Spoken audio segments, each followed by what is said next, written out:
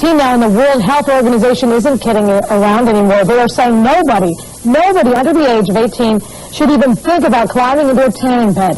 The organization fears skin cancer among young women in particular could reach epidemic proportions. But George is standing outside with an eye doctor who says there are other reasons that you might want to fake this. Right, George? Yeah, absolutely. Kimberly Friedman, she is the president of the New Jersey Society of Optometric Physicians, is with me this morning.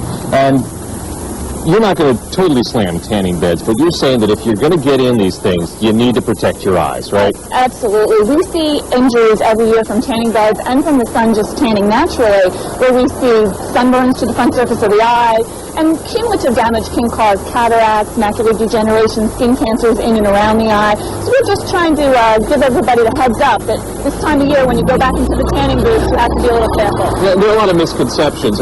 People talk about, hey, when I'm in the tanning bed, I close my eyes, so I'm protected, right? Right. Most common misconception that I hear.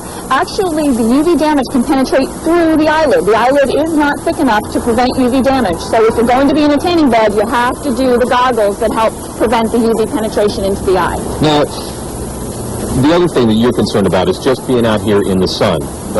Ideally, when you're in the sun, you should have your sunglasses on, right? Right. Any type of UV protection that you can take, whether it be the goggles in the tanning beds or sunglasses when you're outside, it's an important step to ensure that you have good vision your entire life. Well, do you see the same kind of damage when you see patients who've been in a tanning bed as those who've been out sailing or kayaking, for instance? Right. It's the same kind of damage. It doesn't matter whether UV is coming from the tanning beds or whether it's coming from the sun. In fact, sometimes it's worse from the tanning beds because the UVA concentration in the tanning beds can be up to 100 times that in the natural sun.